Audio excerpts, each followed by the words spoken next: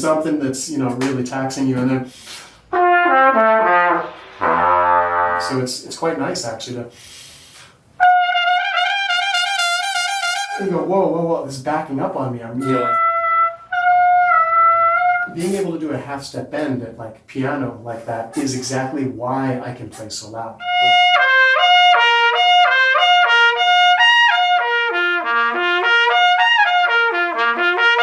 The direction of the air is something that's overlooked by a lot of people, but it's really, really important to make sure that the air is entering the mouthpiece in the right direction to be optimal for that note.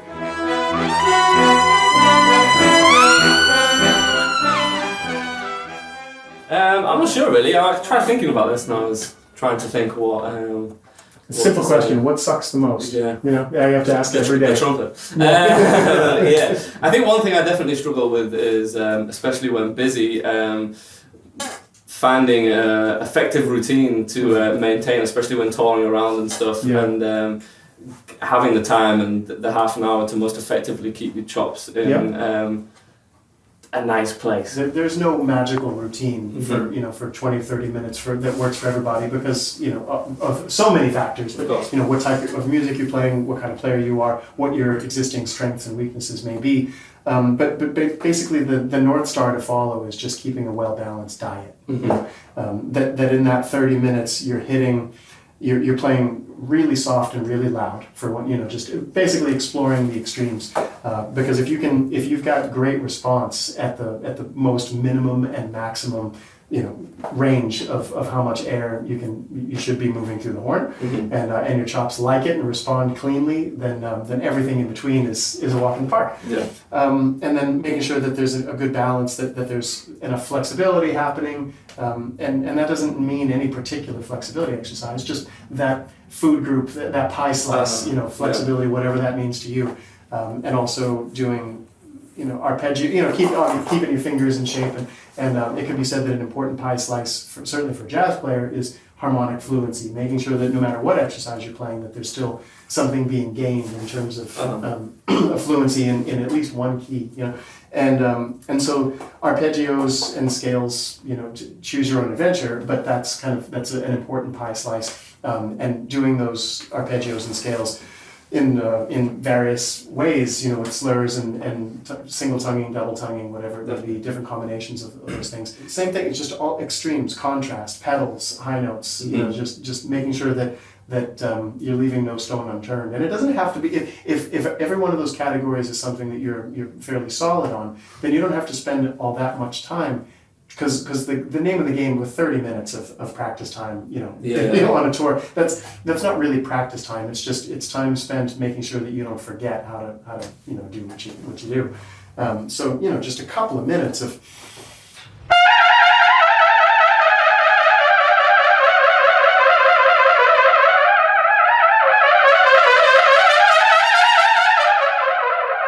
Something like that for in the category of flexibility in the upper register. I'm also working on dynamic contrast at the same time. It's sort of working on range because you're preparing yourself for being able to play higher. But you're also, it's very much obviously dealing with flexibility. That's a lot of birds with one stone, just for a minute there. It doesn't have to be more, and then maybe pick the key of the day. There are different ways that you can do it as far as the harmonic fluency thing goes. You can just beat the out of one major scale or the harmonic minor scale in whatever key and just play everything. Have a whole slew of exercises that you like to do, ranging from the Clark stuff, things from steel, beg, borrow, steel from wherever. But just make sure to really reinforce those 7 notes into your fingers in any permutation. Or you can just be, I'm going to pick a couple of phrases and I'm going to learn them and I want to play through those in all 12. Yeah. It's there's no right way or wrong way. It really just whatever complements your existing strengths and weaknesses as they are in the moment. For a long time, I focused on just playing everything in one key. It's like today's the key of F sharp. Oh, nice. Eventually F sharp and I became very good friends. Yeah. F sharp Lydian is like my favorite scale.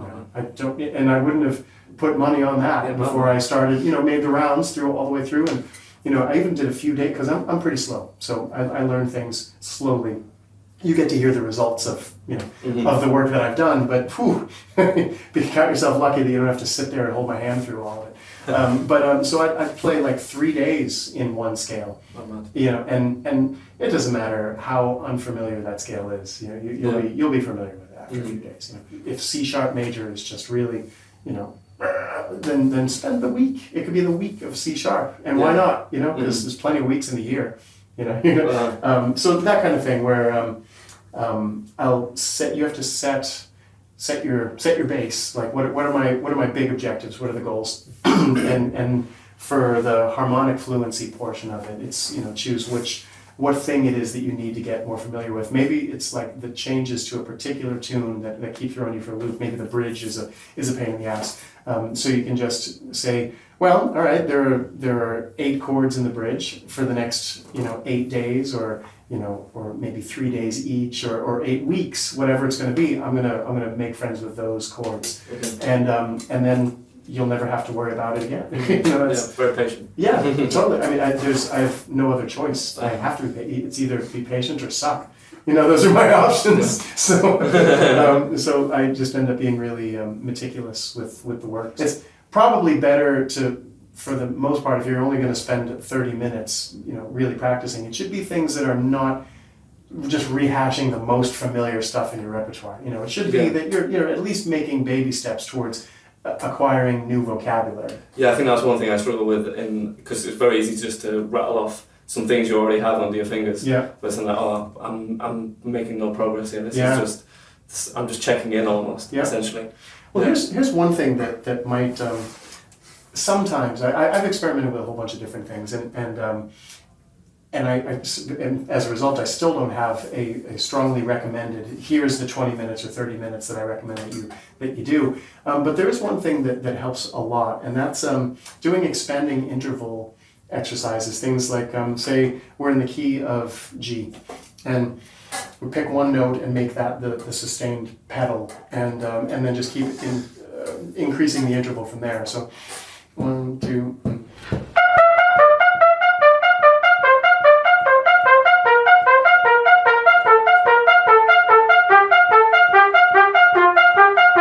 Go to an octave, and if that's perfectly fine and perfectly clean, then there's no reason to do it again, except to maybe check it out at a really soft dynamic level and check it out really loud. But then stay in the key of G and choose every note, and not choose, but use every note in the scale as the constant. The lowest instance of this would be.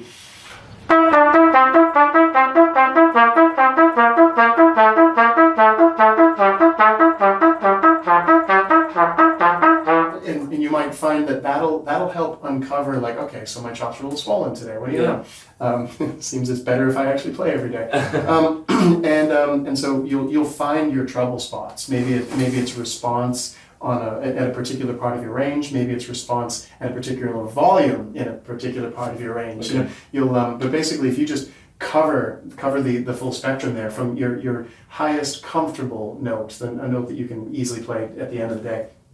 Just don't really. There's no reason to stress yourself out much more than that. But so that's the basic format. But you can, if every.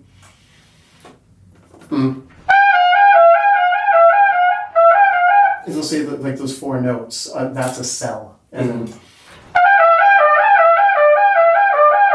We have different cells, and you can repeat those, whichever one you need, as many times as you need, and maybe you even need to adjust the tempo.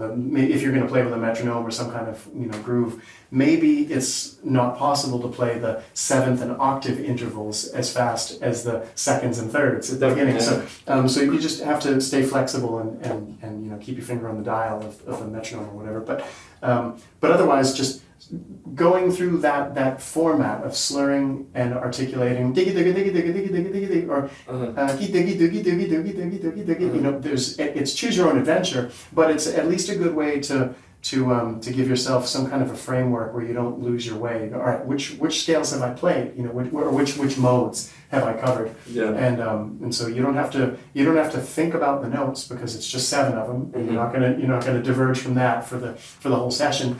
And so all you have to do is just remember which ones you covered. It's definitely a good idea to start with the major scales, just to make sure that you dot all the I's, cross all the T's with those ones, but then just move to the melodic minor or harmonic minor or whatever. You can do all of these things in a diminished fashion. You can, if you're a jazz player, you can always find a way to incorporate other things. Say, I'm going to spend the day in super Locrian and all 12 keys. Sure, good on you. So it's, again, just totally choose your own adventure. But that's a nice way of making sure that you are going to cover all bases. There's flexibility involved if you're slurring, and there's certainly articulation involved, and you can and should articulate every which way. And also dee-ya, dee-ya, dee-ya, dee-ya, or dee-ya, dee-ya, dee-ya, dee-ya.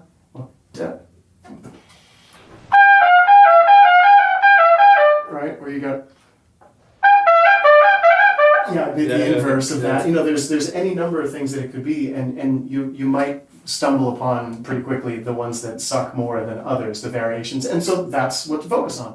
It's pretty much that simple. You just put out the biggest fire on any given day, and sometimes if the gig that you're doing is really heavy on the loud and high part, then maybe the majority of that practice time should be spent balancing that out. You don't have to necessarily rock the forte fortissimo during the exercise period, just spend your time in whisper tone land. Because you're not going to hit that later on. Exactly. So it's all about maintaining on a macro and micro level some kind of balance. That sense of balance really does happen on every level. If you only play in the key of G today, then obviously every other key is going to suffer or won't be making any progress. So you have to make sure over a more macro scale to hit all of them. And definitely with dynamic contrast as well. It's really important. Most of the time, trumpet players are just practicing at a medium loud volume. But then, that's not where the challenges really arise. It's much more a case that you'll curveballs come when you have to do something really soft or really loud or some kind of wide interval or something that's outside of the normal vocabulary or something.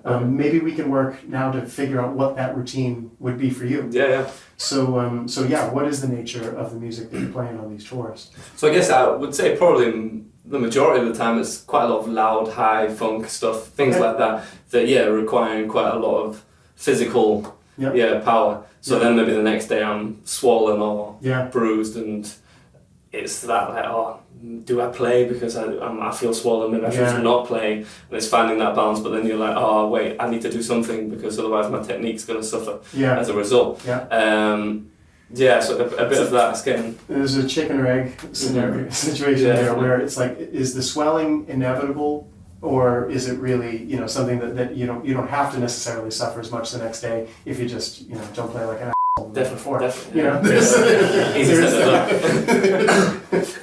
But it is important to apologize to our face anytime we get the chance. It's more important to warm down than it is to or it's a better idea to warm down. Okay, you see that quite valuable. Because you'll be set up for success much better the next morning. Okay. So it could just be a couple of minutes after a heavy gig, just going.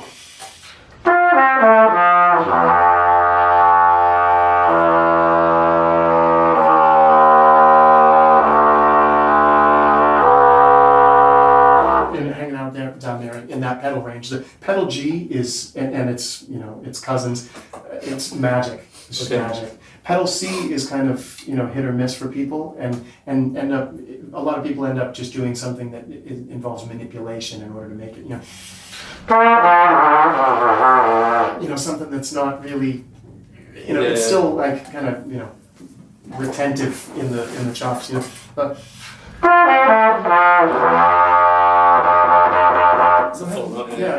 Hang out on that G for a minute. I don't know if I could get that one.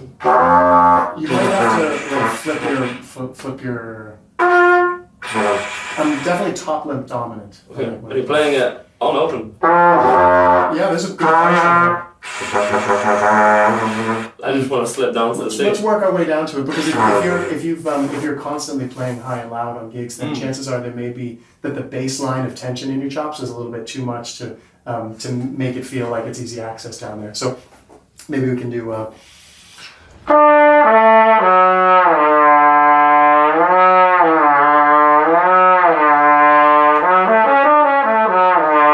And just open up a regular pedal.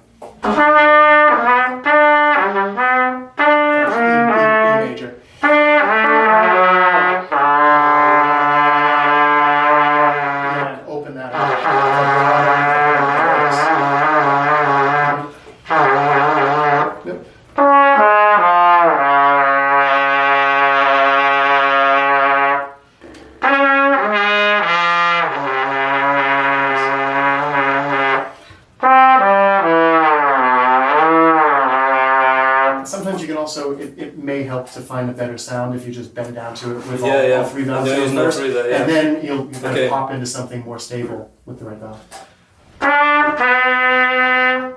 Ready.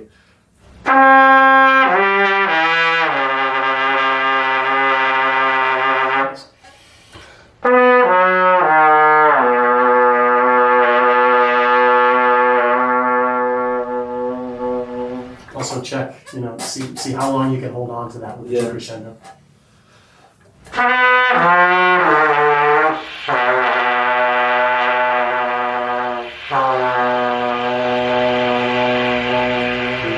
Yep. So even just hanging out down there for a couple of minutes is already going to be, it's going to be, and it's much better to do at the end of the night than just going to sleep on nasty chops that poor, not nasty chops, but poor abused chops. Let's call it what it is, and then wake up in the morning and then apologize for all the horrible things that you did to your lips the night before. It's better to just deal with the fight at night. Yeah, would you do that sort of stuff in the morning? Because I often find I somewhat. Maybe it might be total bollocks, but I find that I would like to, if I'm playing in that higher register, I try and warm up in that higher register just to set that tension. That's another reason why I recommend doing the bulk of the pedals and stuff at the end of the gig. At the end of the gig. Because then you will be able to just start out. I mean, oftentimes my first notes of the day are something like.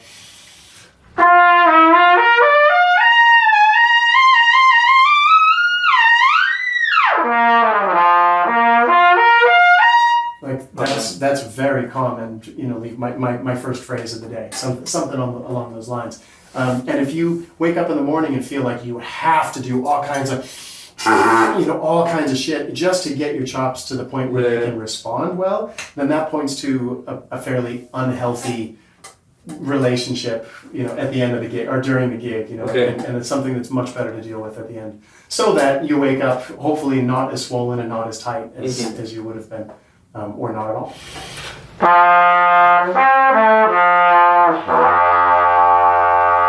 So yeah, search around for it a little bit. There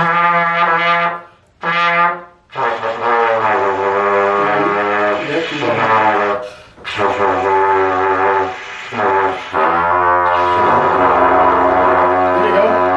it is. So.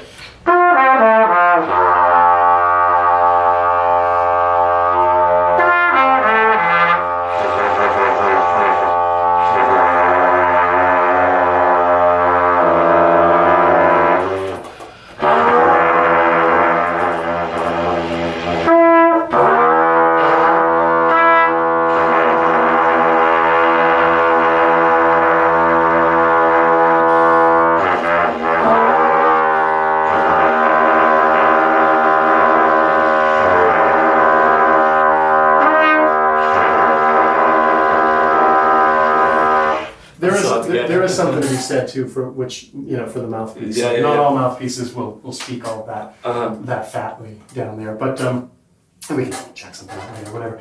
But that's the register, and it really doesn't matter what mouthpiece you're on. It's just striving for the best sound that you can get down there. It's just you can probably already feel it. It's medicine. You can get a little bit of the fifth grade tingle. Yeah, exactly. So that is the presence of more oxygen being brought in, and that's the same process that flushes out the lactic acid, the whole thing. That's the apology after bashing your face. Your poor lips are stuck all night between metal and bone. Definitely. And then imagine whatever the full body physical equivalent of that would be. Yeah, like stretching after a gym session or something. You gotta do it. Yeah, I mean, just like hitting it hard, with weight and reps, and then just laying down without doing anything. Yeah, totally. So that's a really important part of it, but that's gonna change the nature. That can change the nature of your warm up and get you feeling much better. So the warm up, I feel like, if we start the day against the behind the eight ball, where it's like the first thing that you need to do is apologize to your face, we're already, that already speaks to something that's not optimal. So I very much prefer to just get the chops in a nice state at the end of the night and start the day with things that are actually helpful. And you're totally, like you said, I don't think it's bollocks either, the fact that if you start the day playing pedals, it's weird to then go up, you start getting swollen in that way or whatever, but it's so it makes sense. My first note of the day is almost always a middle G. Okay. You know, and that's kind of coming from the Cat Anderson thing. That, you know, he said I want every note to feel like a middle G. You know, and did the whole 20 minutes, you know, on a whisper tone middle G. And I tried it. It's just it's unnecessarily long. That's all. But you know, but just that general setting, I love if everything feels like a G. And if I don't sound gorgeous on a G first thing in the morning, or my first note, then that means that I did something terribly wrong before. You know? Definitely. and waited too long to pay my penance. So would you find if you had a day off in between that, you get even more swelling as a result? No, usually a day off is a nice hit of the reset button for me. When I lived on tour and was doing 8 shows a week, 6 days a week, I always took Mondays off. Okay. Dark day was a dark day for me too, and for sure. And that helps to kind of reset things a little bit. But you know, still, it's not necessary. You don't have to take that day off, but you do have to do something that does hit the reset button. I put a video online. It looks grotesque, but you know, kind of the without the trumpet equivalent, you know, just doing double pedals and that kind of buzzing. That's also the other thing that you can and should do at the end of a gig. It's just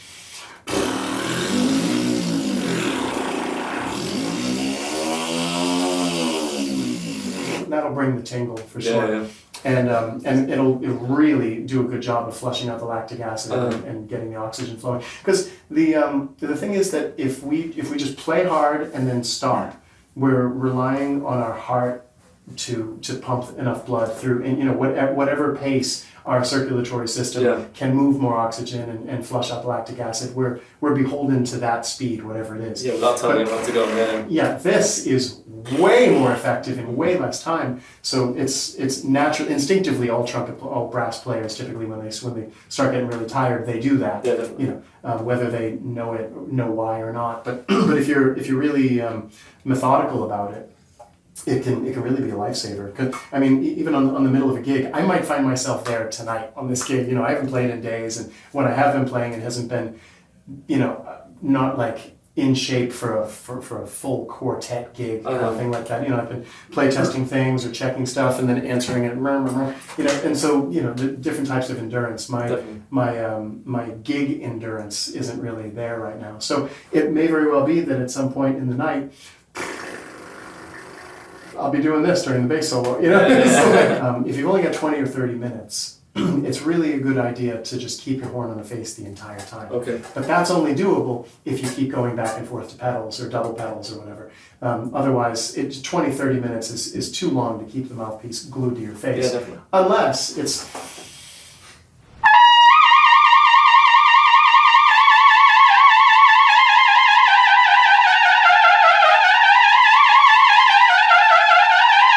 you know, you're doing something that's, you know, really taxing you, and then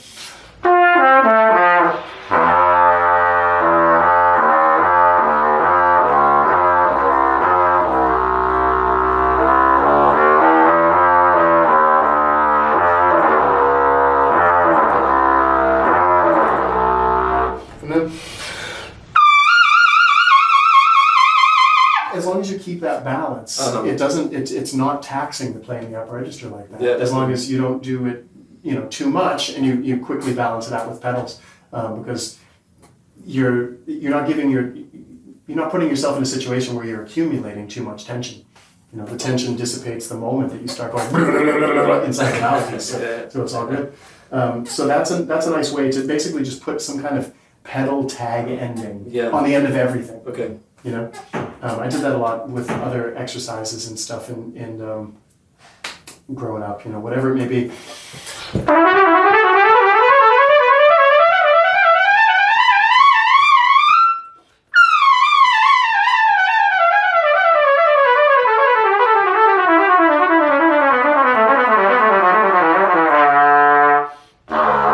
Like I could just stop right, you know, without the pedals, but adding the pedals just feels like it rounds it all out, and it just offsets any cost that I incurred playing the exercise. And if you're playing loud and high in a commercial gig setting, then chances are it's so loud on stage that you could be going.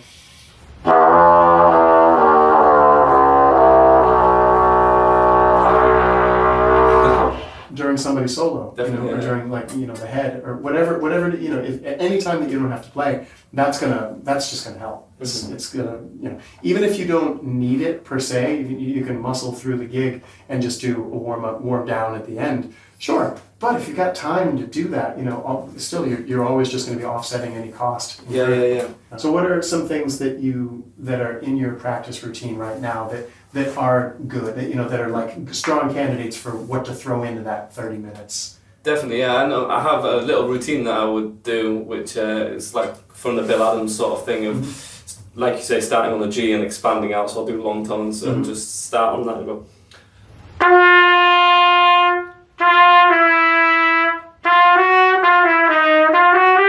And then expand out just to kind of have those long tones, and then apply the same with chromatics and expand out, but just go.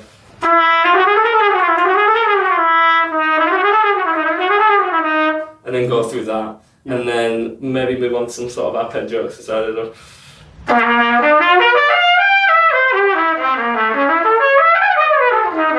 And go through them, and then then kind of advance through there, and then maybe some sort of. Before moving on to more. And I guess they will be my usual go-tos, and then maybe doing some stuff with the Clark, like you say, and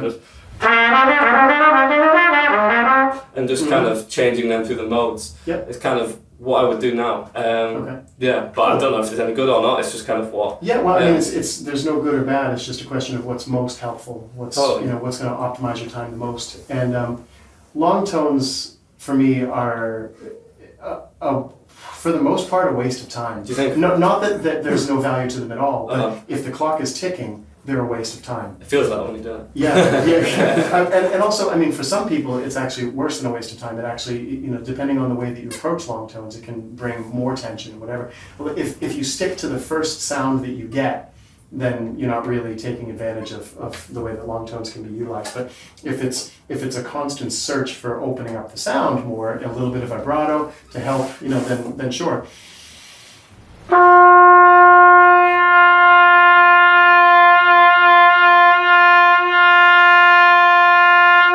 Tone on that is a hell of a lot better and more valuable than a long tone on the sound that I started with. So there's just that alone becomes kind of a disqualifying factor for long tones, unless you go through the proper process to really open it up. Think about it in terms of if it was computer programming we were talking about, then a long tone is G, enter. Wait a minute to type F sharp, enter. But in this case, it's G, enter, A, G, A, G, A, G, A, G, and you're giving yourself a billion more opportunities to become familiar with what it takes to land on a G and have it be beautiful, from the very beginning, because you haven't traveled very far away from home. You're only one tone away, but it's different. It's a different note. It feels different in the horn. It has a different quality of air.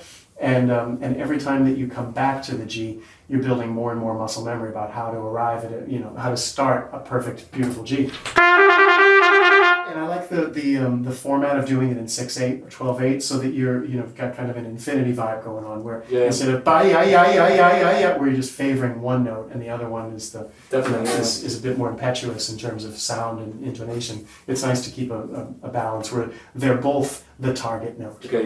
So give them equal value. Exactly. So you got that, or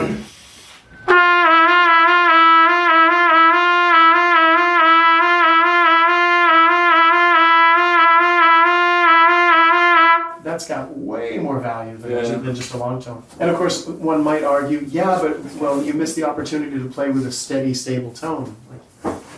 That is the least of our concerns. Really, it's like, don't worry. How often do you play a static long tone with no inflection, no musicality ever on the gig? So fuck that. That's not what's valuable. What's valuable is the endurance factor and just the opening of your sound. And you'll get way more value for your time spent by either doing actual trills between semitones or tones. Maybe, again, pick the key of the day or something like that. Maybe it's the diminished scale, one of the diminished scales, and you go,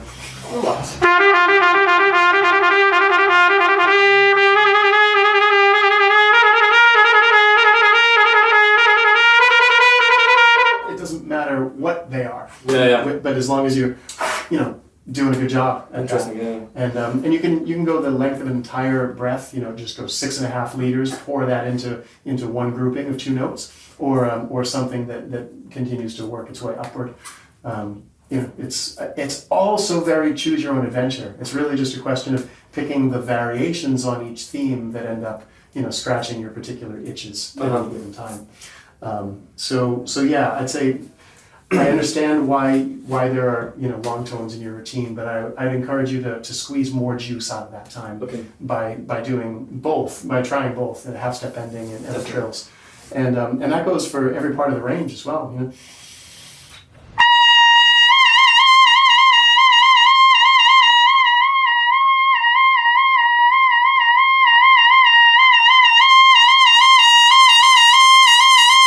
Making sure that you're never putting that nothing is out of balance. That when you're playing loud, it's not that you're using too much air. You're really feeling what does it take in terms of air to get the horn to resonate as loud as it wants to. Period. It's not about how much air can I shove into this. It's not a didgeridoo. It's actually quite small. The throat. So the idea that that playing loud is about moving as much air as possible through the horn is misguided. It's really just which quality of the air what is the quality of the air and the quality of the vibration of my lips that will give me the most tone for the least amount of gas. Okay. That's searching for that sweet spot almost. Yeah. Yeah. And crescendos are excellent for finding that, because if I just say play a really stinking loud high G, maybe that won't be as efficient as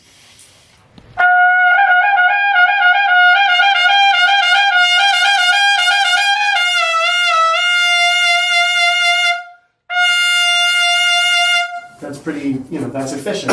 I'm not wasting any air. It's all becoming tone. None of it retains the sound of air whizzing through the horn. Definitely.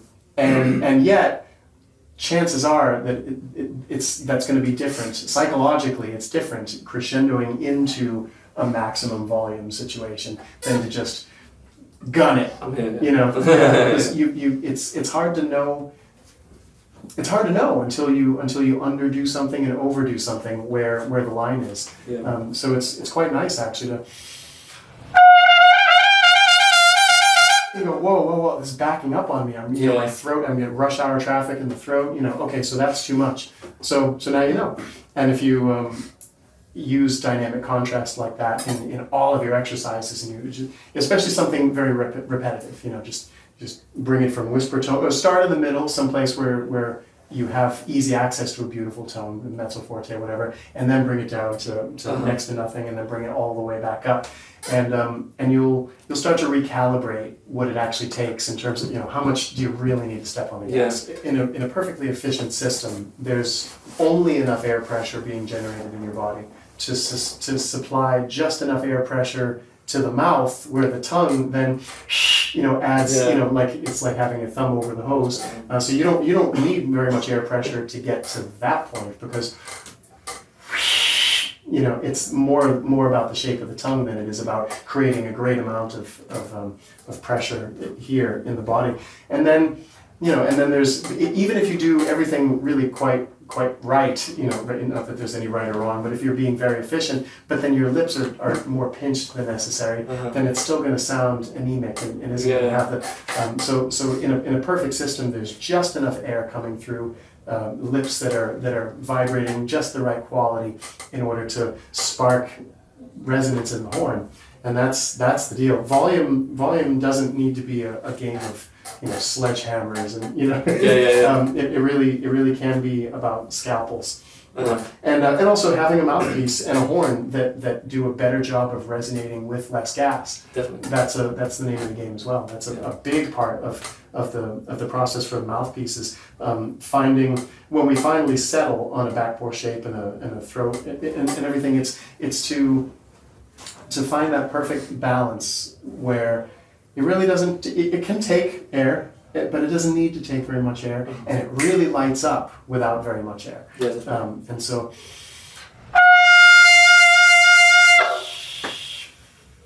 Yeah. Behind that, there's very little actually going on. You know, you guys are blocking your ears, but it's you know, I mean, I'm practically sleepwalking and doing that. You know, so the everything is lining up. I'm not using too much air. My tongue is shaped in such a way that air is given the particular pitch, the particular frequency of the note that I want to produce. So I'm putting G air into the horn, and that G air is passing through my lips, which are you know very friendly. You know, they're just saying, yeah, sure, come on, this is great. Wow, what a party! Versus passport. Yeah, it's like. And so that's the big analogy that I've used for many years is there are two types of players. I don't like to categorize people in most cases, but in this case it really does hold true. You can analyze everyone on the planet. You can analyze their technique and put it into one of two boxes. Those who where the playing is an act of relaxation. It's an act of letting go of a bladder that's been full, or lungs that are super full, and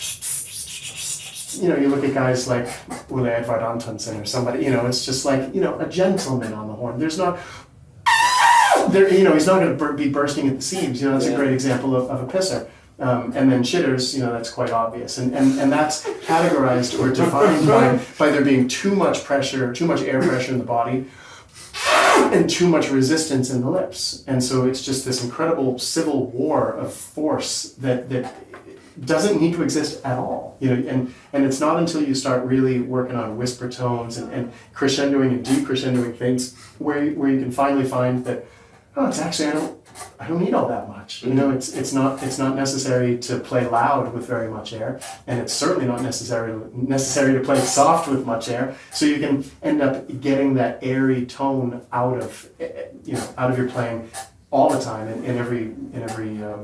But for instance, when we were doing whisper tones and playing down in the low register, there was a lot of the balance of tone to the sound of air. There was a blend in there, right? And I mean, it was still a nice sound, but there was a characteristic that it had air that wasn't picking up tone on its way out the door. Mm-hmm.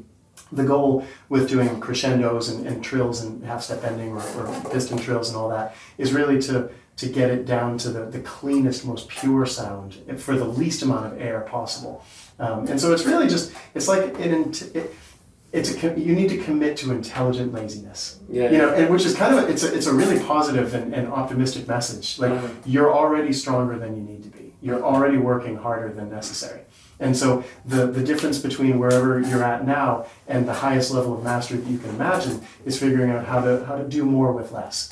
And so that takes a commitment to underdoing things versus overdoing them. And it's a message that's most important for folks that have gigs where you have to play high and loud. It was a long journey for me to find my way to efficiency. It was all about figuring out the best way to, finding out a new way of playing high and loud that wasn't so, my body was a gas guzzler, and so I needed to figure out how to position the lips better for being able to work with less. So.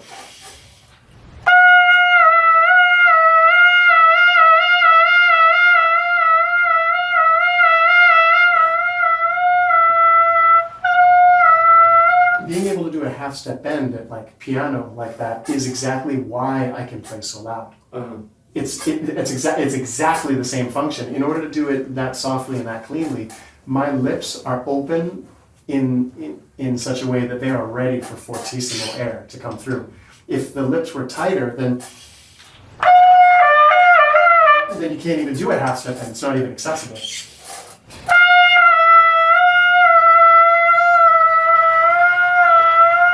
Even at best, that's as good as it'll sound with lips that are unnecessarily tight. But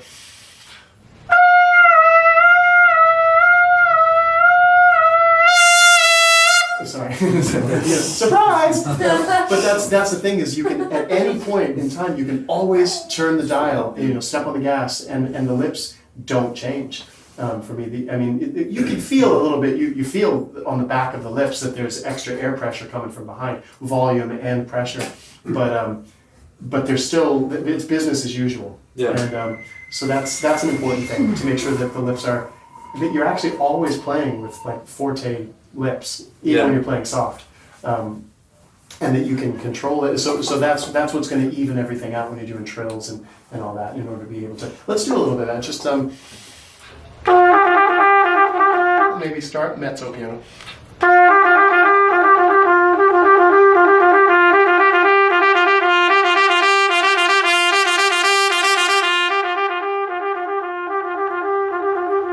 You know, journey down and up.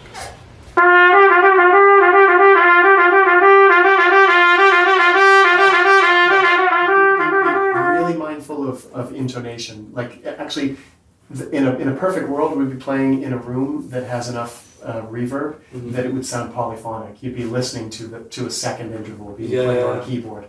You know, you may only be playing one at a time, but you should be listening for both of them. Okay, and so the G was perfectly in tune. The A was under supported, which just means that you were playing with a long tone air. Okay. One size of air does not fit all notes. You know, you actually do have to change the quality of the air just a little bit, but and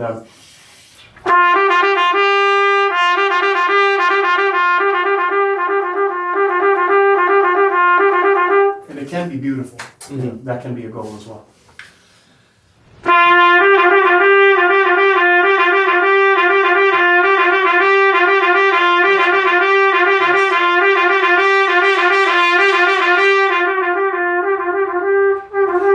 Now, in this moment, make sure that your lips don't participate in the act of reducing your air. Okay. You know, just take your foot off the gas. You know, you just don't have to apply as much pressure abdominally, but make sure that your lips are just as open, and then you'll keep and then you'll just keep as lovely a tone as possible. Mm-hmm. So.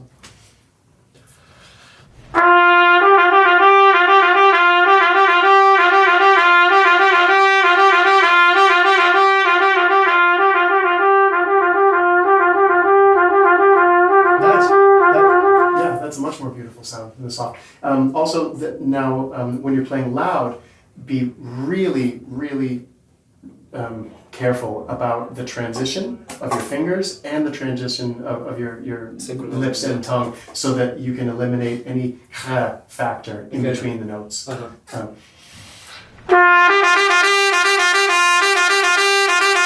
know, it should just be bricks of there's no way to make that sound beautiful, but when we're playing fortissimo trills like that, we're not in the business of being musical at this point. It's really just, you know, checking to see if your lips can handle that, if the system can be redlined, you know, and still be efficient, you know, and all that. So definitely. So yeah, try that, maybe point there away from, point towards the books.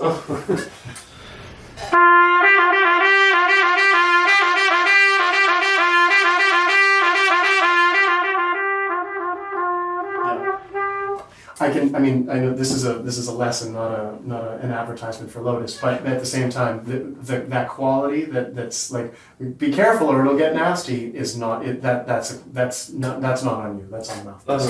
You know, we put a different mouthpiece in the horn, and you're not going to have that nastiness. But it is something that you'll have to actively, consciously avoid, so long as you're on that mouthpiece. You know, just pick your poison.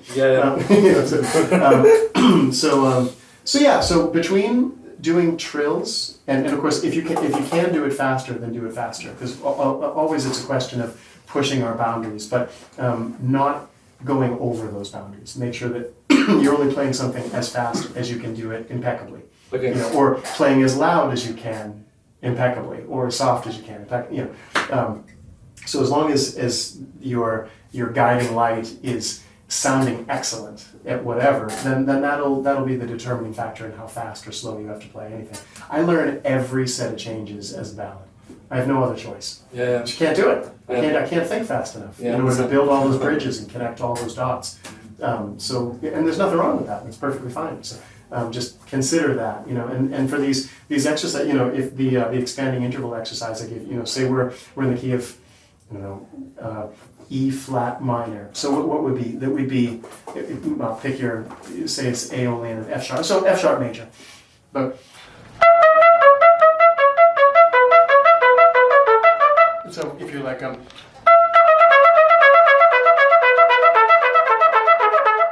but it's a little bit, then just go slower. I mean,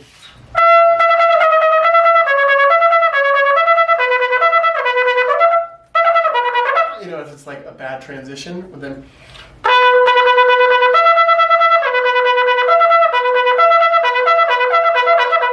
And work your way to something. So it's always a good idea to diverge from the written exercise. If it's not important what the exercise is. It's important that you do something that sounds great. Yeah. Period. So if you need to modify things in order to take one, I'll often do this where one exercise is my goal, but the reality is boots on the ground saying, no, sorry, it's not going to happen. At least not at this tempo. Something's got to give. So it's either the tempo. Either I can play the exercise exactly as written or as conceived at a slower tempo, or I need to subdivide it into a bunch of other exercises, so to divide and conquer and work my way back up to that exercise. But whatever it is, just make sure that, especially if you only got 20, 30 minutes, that needs to be pristine muscle memory the whole time.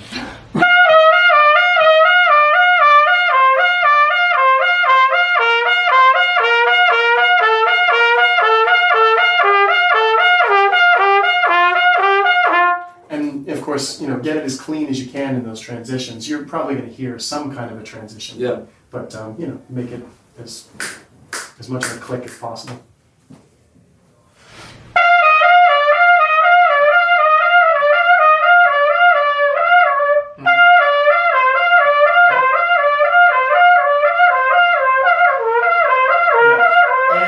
While you're doing it, try not to move anything. Okay. I mean, if something needs to move, if it must, then let it move. Mm-hmm. But if it doesn't, hold yourself to a higher standard of statuism. Okay.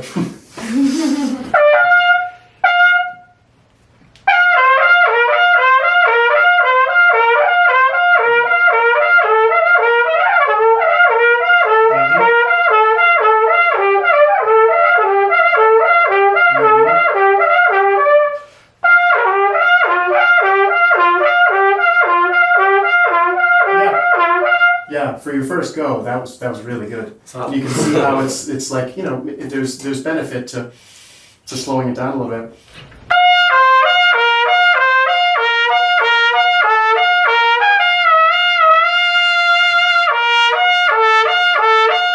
And really get. I mean, every time, and also you can do many more repetitions of each cell. It could be an entire lung capacity round on one cell, just to make sure that you've got that much repetition to get even more fine-tuned as far as where those notes where they live and what's required of you in terms of tongue shape and the position of the lips relative to one another. How tense are they or how open are they, and where's the balance? What direction of the air does it take to play this note? For sure.